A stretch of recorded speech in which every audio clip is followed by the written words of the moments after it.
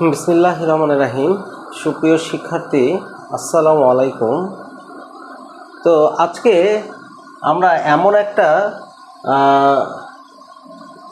Technique নিয়ে আসছি, যে টেকনিকটা তোমরা যদি আয়ত্ত করতে পারো তাহলে নদী নৌকার যত ধরনের ম্যাথ আছে সেই ম্যাথগুলো তোমরা অনায়াসে সব সলভ করে ফেলতে পারবে। তো এখানে টেকনিকটা কি?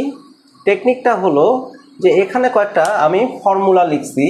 সেই ফর্মুলাগুলো হলো যে যদি কোণ দেওয়া থাকে, এখন কথা হলো কোণটা কার দেওয়া, মানে কোণটা কিসের কোণ? কোণটা হলো নৌকার যে বেগ এবং স্রোতের যে বেগ, এই দুইটা বেগের মধ্যবর্তী কোণ। যদি এই মধ্যবর্তী কোণটা যদি দেওয়া থাকে তাহলে আমরা যদি স্রোত আর যদি নৌকার বেগের লব্ধি বেগ বের করতে বলে, তো এখানে আমরা নৌকার বেগকে কি ইউ দ্বারা প্রকাশ করছি আর স্রোতের বেগকে ভি দ্বারা প্রকাশ করছি। যদি কোণ দেওয়া থাকে তার মানে আমাদের এখানে ছবিটা এই ধরনের হতে পারে। ধরে নাও এটা একটা নদী, এটা হলো স্রোত, স্রোত এদিকে যাচ্ছে। তো এখানে স্রোতের বেগ আমরা বলছি ভি, আর যদি নৌকার বেগ বা সাঁতারুর বেগ যদি আমরা এখানে যদি এটা যদি নদীর প্রস্থ হয়ে থাকে, তাহলে নদীর প্রস্থ হয়ে থাকে, এটা যদি নৌকার বেগ হয়ে থাকে, নৌকা অথবা সাঁতারু তার বেগ যদি ইউ হয়ে থাকে, তাহলে আমরা এদের লব্ধি বেগ মানে দুইটা বেগ মিলে নৌকাটা কত বেগে সামনের দিকে আগাবে সেই বেগটা যদি আমরা বের করতে চাই, তাহলে কিন্তু আমরা এই ফর্মুলা দিয়ে বের করে ফেলতে পারবো। তারপরে এই যে নৌকাটা নদী পার হতে মানে এপার থেকে ওপারে যেতে কত সময় লাগবে সেটা কিন্তু আমরা এই সূত্রের মাধ্যমে বের করে ফেলতে পারবো। আচ্ছা, এরপরে নদী পার বরাবর সরণ। অনেক সময় দেখা গেছে যে নৌকা যে সব সময় এখানেই যায় পৌঁছাবে তা তো না। স্রোত যদি বেশি থাকে তাহলে নৌকা কি করবে, স্রোতের বেগ যদি বেশি হয় নৌকাকে টেনে এই জায়গায় নিয়ে যাবে। তাহলে এটা কি? এটাই হলো সেই পার বরাবর সরণ এক্স।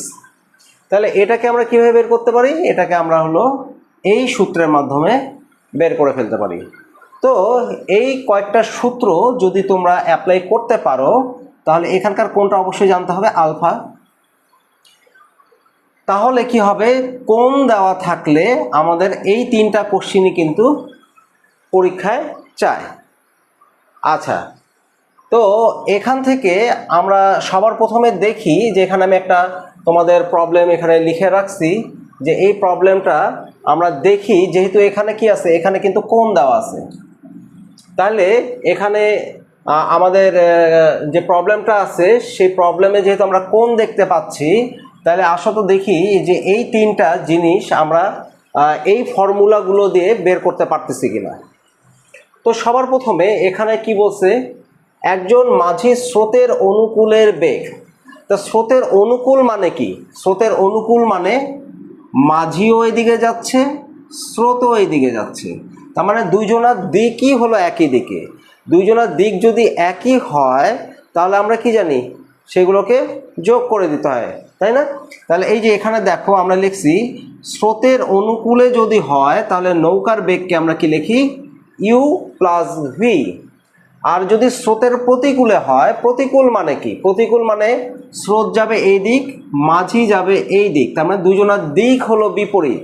তাহলে যেহেতু দুজনের দিক বিপরীত, তাহলে কি হবে, আমাদের ইউ মাইনাস ভি মানে দুটা বিয়োগ হবে। এখন কথা হলো যে যেহেতু আমরা এখানে মাঝি যেহেতু যাচ্ছে, মাঝির যেহেতু ডেস্টিনেশন, তো ধরে নিলাম আমরা এখানে মাঝির বেগটাই হলো বেশি আর স্রোতের বেগটা হলো কম। সেই অনুযায়ী কিন্তু এগুলো আমাদেরকে আমরা এগুলো লিখছি। তাহলে এখানে একটা জিনিস দেখো কি বলছে, যে একজন মাঝি স্রোতের অনুকূলে, এই যে কথাটা বলছে কি অনুকূলে 40 মিটার পার সেকেন্ড বেগে এবং প্রতিকূলে 20 মিটার পার সেকেন্ড বেগে নৌকা চালায়। তাহলে মাঝিটা নৌকা চালানোর যে বেগ সেই বেগটা এখানে দুইটা দিয়ে দিছে এবং এই দুইটা ইকুয়েশনের মাধ্যমে কি করতে হবে আমাদেরকে ইন্ডিভিজুয়ালি মাঝির বেগ আর স্রোতের বেগ বের করে নিতে হবে। তাহলে এখানে সবার প্রথমে আমরা ম্যাথটা সলভ করব কিভাবে। এখানে লিখব যে প্রথমে আমাদেরকে ধরে নিতে হবে যে ধরি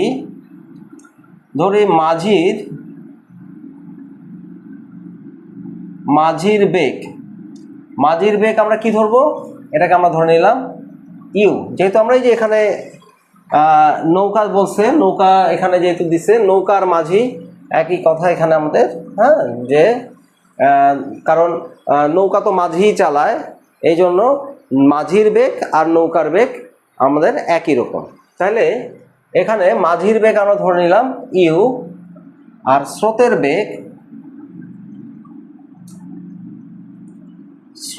বেগ এটাকে আমরা ধরে নিলাম ভি।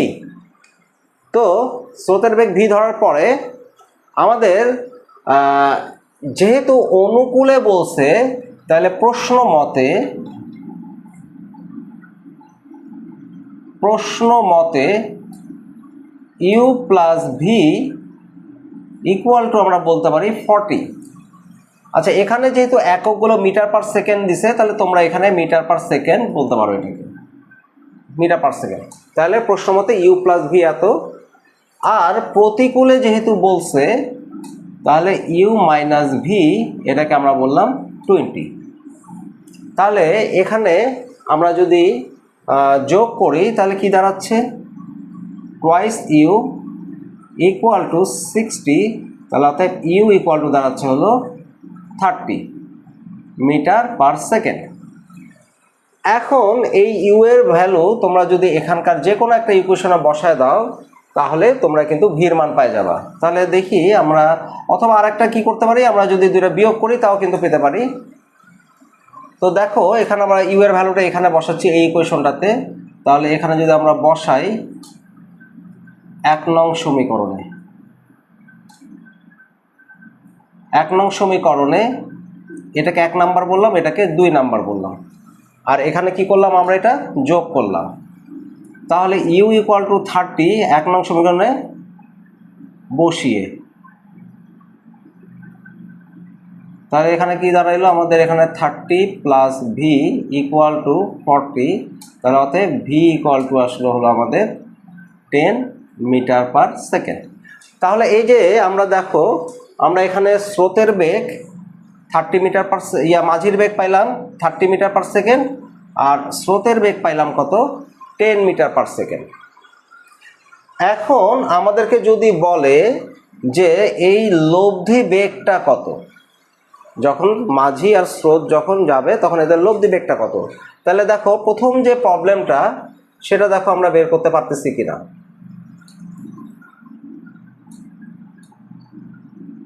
এদের লব্ধি বেগ আমাদের ইউ এর মান আছে 30, তারপরে ভির মান আমরা পাইছি 10। এই সূত্র অনুসারে আমরা লিখব লব্ধি বেগ যেটা আছে। আচ্ছা, আমরা সূত্রটাই লিখে দেই। লব্ধি বেগ হলো u square v square plus twice u v cos alpha. তাহলে ইউ এর জায়গায় লিখবো হলো আমরা 30 স্কোয়ার, ভির জায়গায় লিখবো 10 স্কোয়ার প্লাস 2.30.10. কস এদের মধ্যবর্তী কোণ কত বলছে, 60 ডিগ্রি। তাহলে এখানে 60 ডিগ্রি বসালাম। তাহলে এখানে কত আসলো, এখানে 900, 100 প্লাস এখানে আসবে 300, তাই না? 300 এখানে 60 কাটা চলে যাবে 300। তাহলে এখানে আসতেছে 1300। তো এটাকে যদি আমরা ক্যালকুলেটরে যদি আমরা এটাকে মানটা লিখি তাহলে আমাদের আসবে হলো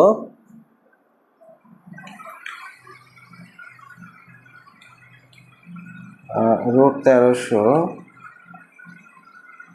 হ্যাঁ 36.055, তাহলে 36.055 মিটার পার সেকেন্ড।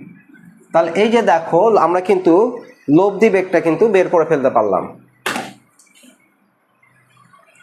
এখন প্রথমটা কোশ্চেনটা আমাদের হয়ে গেল। এখন নদী পার হতে কত সময় লাগবে, তার মানে আরেকটা কোশ্চেন যেটা থাকে সেটা হলো নদী পার হতে কত সময় লাগবে। এক্ষেত্রে নদীর প্রস্থ দেওয়া আছে, তাহলে নদীর প্রস্থ যদি দেওয়া থাকে তাহলে আমরা 2 নাম্বার যে প্রবলেমটা আছে সেটা দেখো। সেটা আমরা কি জানি, আমরা জানি t equal to d u sine alpha. তাহলে ডি কত, ডি হলো এখানে দেওয়া আছে 100 মিটার, তাহলে এখানে 100 বসাই দিলাম। ইউ আমরা কত পাইছি 30, সাইন 60 ডিগ্রি, তাহলে এখানে আসতেছে সাইন 60 ডিগ্রির মান হলো √3/2। তাহলে এখানে যদি আমরা কাটাকাটি করি তাহলে আসবে এখানে 10 3 ইন্টু √3/2, তাহলে আমাদের 23√3। তাহলে সময় কত আসতেছে,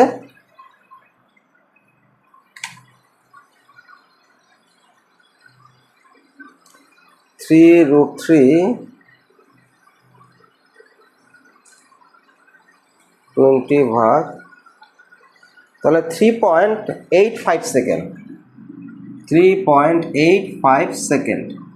তার মানে আমাদের এই নদীটা যদি 100 মিটার প্রস্থের হয় আর স্রোত মাঝির বেগ আর স্রোতের বেগ যদি এই ধরনের হয়, তাহলে এই নদীটা পার হতে মাঝির এত সেকেন্ড সময় লাগবে। এখন কথা হলো যে মাঝি যদি এটা যদি এভাবে না গিয়ে যদি এখানে যদি না পৌঁছায়, মানে পার বরাবর এখানে যদি যায়, তাহলে ওর পার বরাবর কত দূরত্ব অতিক্রম করবে সেটা যদি বের করতে চাই আমরা, তাহলে কি লিখবো, পার বরাবর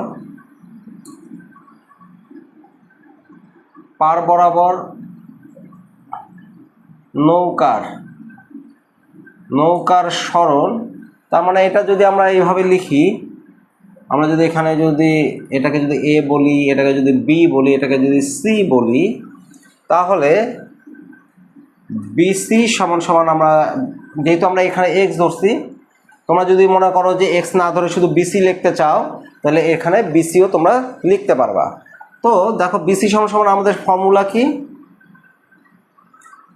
ফর্মুলা হলো v plus u cos alpha d u sine alpha. তাহলে এখানে আমরা ভির মান কত পাইছি, ভির মান পাইছি 10, ইউর মান পাইছি 30, কস আলফার মান হলো 60 ডিগ্রি, এই যেখানে alpha 60 degree, bracket close. D হলো, আমরা ডি কে বড় হাতে ধরছিলাম, তো এখানে আমরা বড় হাতের ডি ধরি, তাহলে একই রকম হবে। তাহলে এখানে ডি ছিল হলো 100 মিটার, 100, ইউ হলো 30 সাইন 60 ডিগ্রি। তাহলে এখানে cos 60 ডিগ্রির সাথে হাফ, তাহলে এখানে আসতেছে 15, তাহলে এখানে হচ্ছে 25 ইন্টু 100, আর এখানে সাইন 60 ডিগ্রির মান হলো √3/2, তাহলে এখানে 2 চলে আসলো। আচ্ছা আমরা এটা পরে করতেছি, এখানে 30 ইন্টু √3/2, তাহলে এখানে আমরা যদি এটাকে ক্যালকুলেশন করি তাহলে আমাদের আসতেছে হলো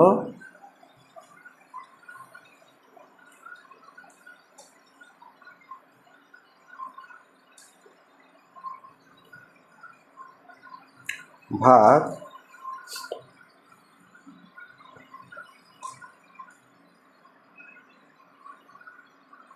√3, তাহলে এটা আসতেছে হলো 96 মিটার, 96.225 মিটার। তাহলে নৌকাটা প্রস্থ বরাবর এত মিটারও চলে যাবে যদি এইভাবে রওনা দেয়। তাহলে এই আমাদের এখানে না পৌঁছায় নৌকাটা কি করছিল 60 ডিগ্রি কোণে যেহেতু এভাবে রওনা দিছিল, তাহলে ও এখান থেকে কি হবে প্রস্থ বরাবর এই দিকে চলে যাবে। তার মানে এই যে লম্ব থেকে যেটা আছে সেটা হলো প্রস্থ বরাবর যে ওর অতিক্রান্ত পথটা হবে সেটা 96.225 মিটার। আচ্ছা আমরা ক্যালকুলেশনটা আরেকবার একটু করে দেখি ঠিকঠাক আছে কি না। 25 ইন্টু 100 ইন্টু 2 ভাগ 30 ভাগ 40। হ্যাঁ আমাদের অ্যান্সার ঠিক আছে। তো এই যে নৌকাটা পার বরাবর, তার মানে ও যখন এইভাবে যাবে, তো এই পার বরাবর বলতে এই যে আমাদের এইখান থেকে লম্ব বরাবর যেটা টানবো সোজাসুজি সেই প্রস্থ বরাবর থেকে এখান থেকে কত দূরেও যায় পৌঁছাবে, তাহলে এখান থেকে যে ডিস্টেন্সটা সেটা আমরা পেয়ে গেলাম। এখন এখানে আরও একটা কোশ্চিন হয়, সে কোশ্চিনটা হলো যে এসি সমান সমান কত। তাহলে এখানে একটা জিনিস দেখো, এখানে এবি যেটা আছে সেটা কি ডি, আর এই যে বিসি যেটা আছে সেটা আমরা পেয়ে গেলাম। তাহলে এখানে আমরা পিথাগোরাসের সূত্র যেটা আছে সেটা অ্যাপ্লাই করে কিন্তু আমরা এটার এসির মানটা বের করে নিতে পারি। তাহলে তোমাদেরকে যদি বলে যে এখান থেকে এসি কত, তাহলে বের করে নিতে পারবো না? দেখো তো এসি, তোমাদেরকে যদি বলে এসি সমান সমান কত, এসি সমান সমান কত, তাহলে এসি তোমরা বের করে নিতে পারবে কিভাবে? এই যে দেখো এসি ইকুয়াল টু পিথাগোরাসের সূত্র, সে অনুযায়ী আমাদের কি আসবে BC square plus AB square. তাহলে বিসি কত আসলো? বিসি আমরা পাইলাম হলো 96.225 তার উপরে স্কোয়ার আর এবি হলো আমাদের প্রস্থ 100 তার উপরে স্কোয়ার। তাইলে কিন্তু আমরা এসির মানটাও কিন্তু পেয়ে যাব। তাহলে এসির মানটা আসতেছে হলো আমাদের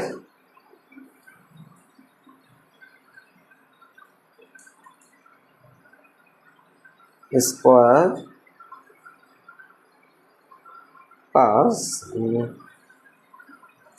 2 3 4, ঠিক আছে, রুট অ্যান্সার। আচ্ছা তাহলে এসির মানটা আসতেছে হলো 138.778। তার মানে এই যে নৌকাটা এখান থেকে কত পথ যাবে সেইটাও কিন্তু আমরা বের করে ফেলতে পারলাম। তো এই যে প্রবলেমগুলো যেগুলো, এগুলো কিন্তু তোমাদের খুব বেশি আসে। তাহলে আমরা কি দেখলাম, যদি আমাদের এখানে কোণ দেওয়া থাকে, যেরকম কোণটা দেওয়া ছিল 60 ডিগ্রি, তাহলে এখানে কি কি দেওয়া ছিল? এখানে দেওয়া ছিল কোণ দেওয়া ছিল, তাহলে কোণ দেওয়া ছিল 60 ডিগ্রি। তারপর কি দেওয়া ছিল? স্রোতের বেগ, তোমার হলো নৌকার বেগ দেওয়া ছিল, নৌকার বেগ দেওয়া ছিল। তারপরে কি ছিল? স্রোতের বেগ দেওয়া ছিল। তাহলে এই তিনটা এলিমেন্টস যদি দেওয়া থাকে তাহলে কিন্তু আমরা এই প্রথম তিনটা ফরম্যাটের মাধ্যমে কিন্তু খুব সহজে ম্যাথগুলো করে ফেলতে পারবো। আচ্ছা এর পরের ঘটনা যেটা আসবে সেটা হলো যদি আমাদের এখানে এবার কোনটা দেওয়া না থাকে, তার মানে তোমাদের এই জিনিসটা দেওয়া নাই। এখন ধরে নাও তোমাদের এই যে এইটা নাই, তোমাকে বলল যে একজন মাঝি স্রোতের অনুকূলে এত বেগে এবং প্রতিকূলে এত বেগে নৌকা চালায়, নদীর প্রস্থ হলো এত। এখন তোমাকে যে প্রবলেমগুলো বলবে সেই প্রবলেমগুলো হলো যে তোমাকে যদি বলা হয় নদীর তোমার হলো লব্ধি বেগ কত, তাহলে তুমি কি করতে পারবা? লব্ধি বেগ তো আমাদের অনায়াসে বের হয়ে আসবে। আমরা এখানে আচ্ছা এখান থেকে আমরা যে কোণ দেওয়া না থাকলে যে প্রবলেমগুলো আমরা ফেস করি সেগুলো আগে একটু দেখি। তো এটা আমরা মিশায় দেই। তো হ্যাঁ আমরা হলো বের করছিলাম 30 আর 10।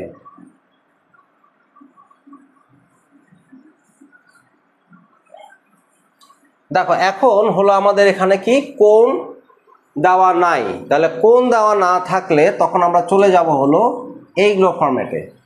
তাহলে সবার প্রথমে যেহেতু কোণ দেওয়া নাই, আমরা সেম আগের মতো করে অনুকূলে যেরকম ইউ প্লাস ভি 40 আর এখানে ইউ মাইনাস ভি দেওয়া ছিল হলো 20, এগুলো ক্যালকুলেশন করে আমরা যা পাইছিলাম, ইউ পাইছিলাম হলো 30 আর ভি পাইছিলাম হলো 10। তো এটা আমরা ওই সেম আগের মতো করে ইউ আর ভি মানে নৌকার বেগ আর হলো মানে মাঝির বেগ আর স্রোতের বেগ বের করে নিব। বের করে নেওয়ার পরে এখন আমাদের প্রথম যে কোশ্চেনটা আসবে যে সর্বনিম্ন দূরত্বে নদী পার হতে যে সময়টা লাগবে, তার মানে সর্বনিম্ন দূরত্ব মানে কি, আমরা যদি ইয়াটা অঙ্কন করি এবার, তাহলে সর্বনিম্ন দূরত্ব আমরা কাকে বলবো? সর্বনিম্ন দূরত্ব হলো আমরা যদি এখান থেকে একটা লম্ব টান দেই, তাহলে এই যে লম্বটা যেটা হলো সেটাই হলো আর এই যে অবস্থানটা সেটাই হলো সর্বনিম্ন দূরত্ব। তার মানে এ থেকে যে বিটা সেটাই হলো নদীর সর্বনিম্ন দূরত্ব। তাহলে সর্বনিম্ন দূরত্বে নদী পার হতে গেলে আমরা যে ফরম্যাটটা ইউজ করব সেটা হলো এটা। তাহলে প্রথম যেটা ছিল সেটা আসবে সর্বনিম্ন দূরত্বে নদী পার হতে সময়।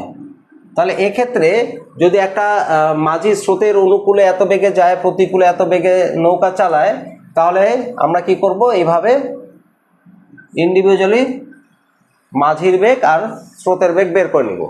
এখানে মাঝির বেগ ছিল হলো এত মিটার পার সেকেন্ড, এটা ছিল এত মিটার পার সেকেন্ড। তাহলে সর্বনিম্ন দূরত্বে নদী পার হতে সময়ের সূত্র কি? সূত্র হলো d u square minus v square. তাহলে ডি এখানে ছিল হলো 100 মিটার, ইউ স্কোয়ার আসলো হলো আমাদের ইউ আসলো হলো 30 ইউ স্কোয়ার, ভি স্কোয়ার হলো 10 মিটার। তো এটা সলভ করলেই আমাদের এটা অ্যান্সার চলে আসবে। তো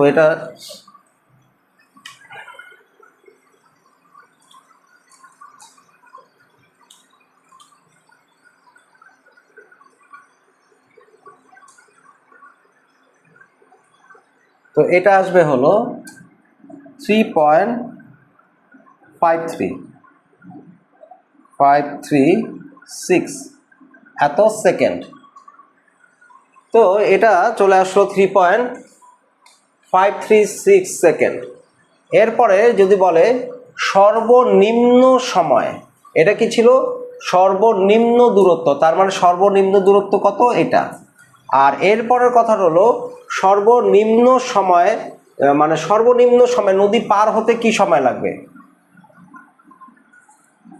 দুটার মধ্যে কিন্তু পার্থক্য আছে, সর্বনিম্ন দূরত্ব আর এটা হলো সর্বনিম্ন সময় নদী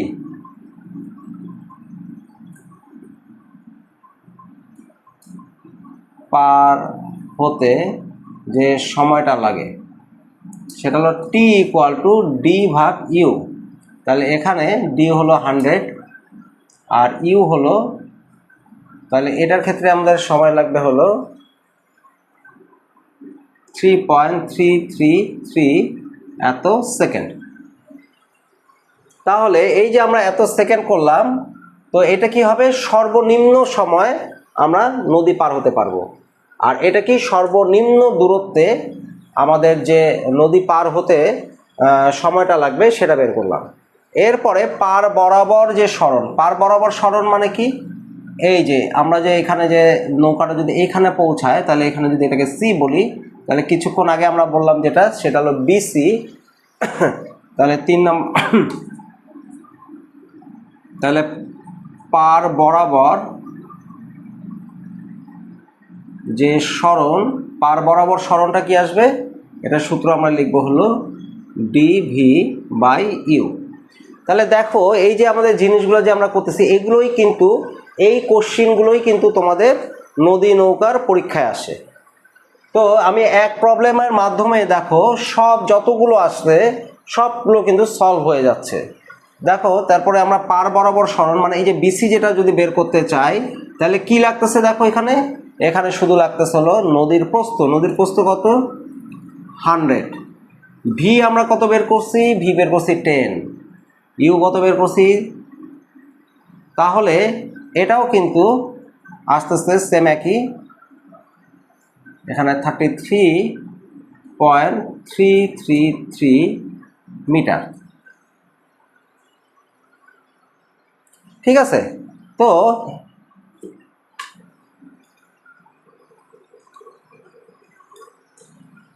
হ্যাঁ ঠিক আছে।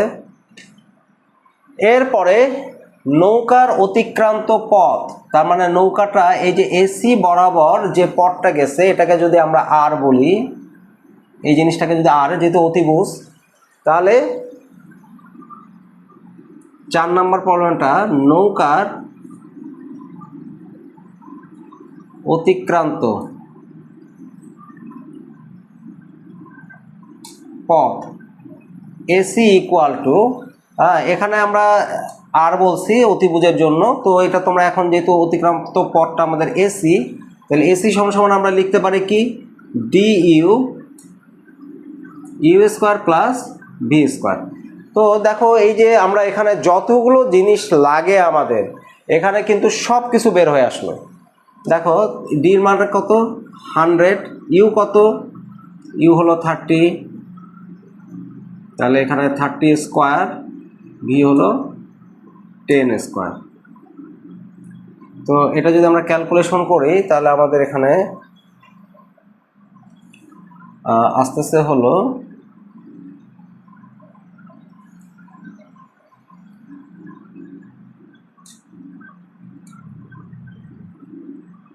3.333 ইন্টু 900 1000।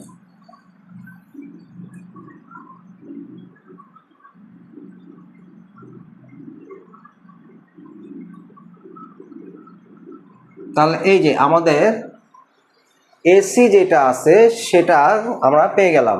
ঠিক আছে, যে কত পথ গেল সেটা আমরা পেয়ে গেলাম।